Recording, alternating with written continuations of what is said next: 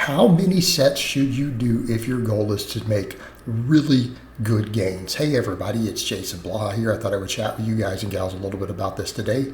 And when I say this, I want to say this doesn't necessarily mean you're going to maximize or get 100% of your possible gains. It's just to get good progress. That will probably only be, it might only be 90% of what you could get. But that leaves you wiggle room for weak points, because I think what people forget is when we're balancing recovery and we're trying to make progress, our goal should generally be to make continual progress, not overtrain, not burn out, not have injuries.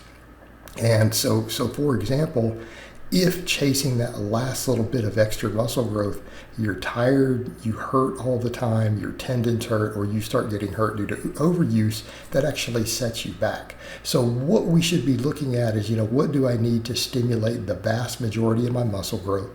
All right, how do we do it? And then how do we do so continually? Meaning, what can we handle day in and day out? What is unlikely to require us to need deload, require us to need downtime? What's going to take our overuse injuries way down? Because again, that is the key point that we're looking for. Can we consistently do this for years on end? And the answer is about 6 sets.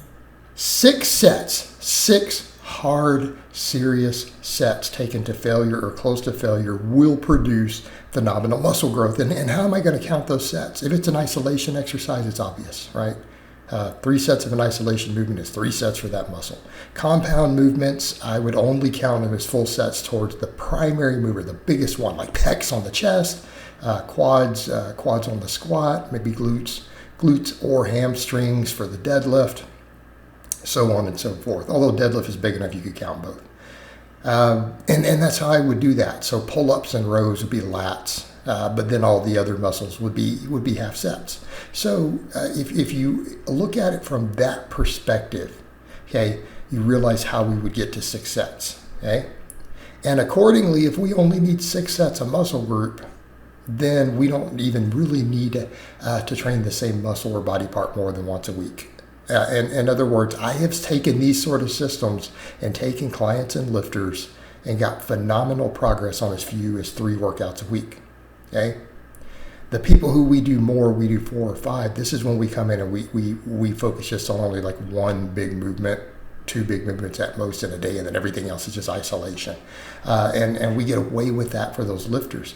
But I have certainly taken my share of people who have like a push day, a pull day, and then a leg day where we do the squats and the deadlifts on the leg day and then some other stuff. Okay, and then of course we would work in shoulders on the different ones, whereas what you guys have seen me do a lot of, for me, is a full 5-day split, okay, where the 2 lower body have their own days, and then of course we will do shoulders having their own day. But I'm also doing a lot of shoulder specialization. So let's talk about the 6 sets a little further, though. It only works in the context of progressive overload and hard sets. So when we start looking at all the reps in reserve that people do, RPE type training, this is when this will no longer work. Okay, this is when it will no longer work, because everyone who has made these styles of training work, even all the way back in the 80s when HIIT was in vogue, all this other stuff, they all trained really, really hard. Okay, these are people who got strong on these big lifts. They took sets near the limits all the time, like to failure, within a rep of failure. Every set, the last rep should at least look slow and grindy with good form, if you don't fail. And if you train that way, you're good. And when I'm saying to train that way, I don't mean use silly stuff that makes it harder without benefit. In other words, well, I'm just going to do really super slow. No, we don't. It's not what I'm saying. Because we do need progressive tension. You need to be focused on getting stronger.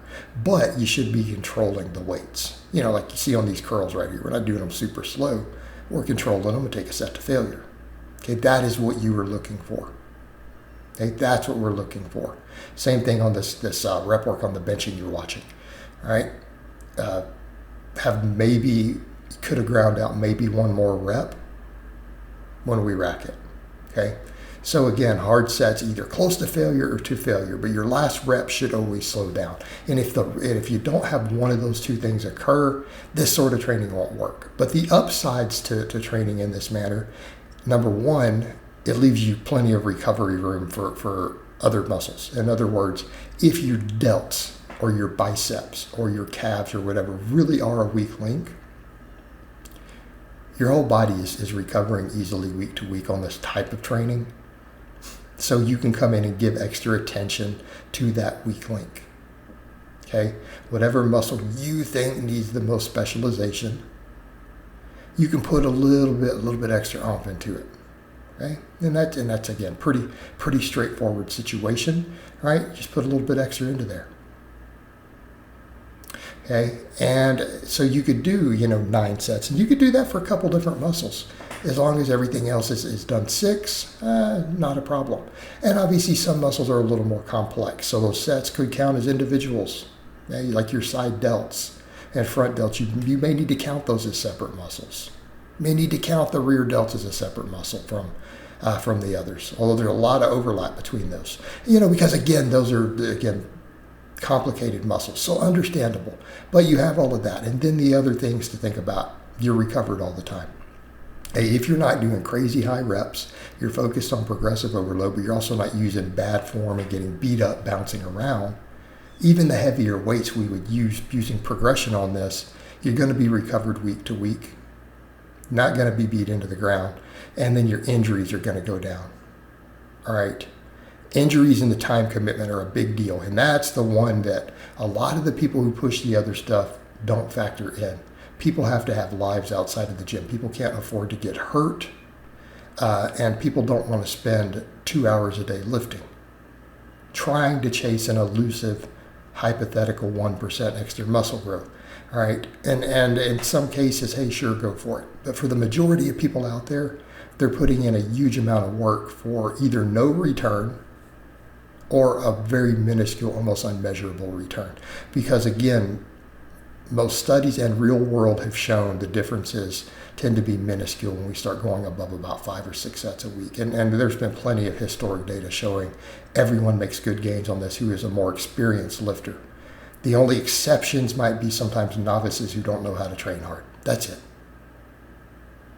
But keeping the overuse injuries down, because overuse and bad form are in order are your 2 biggest causes.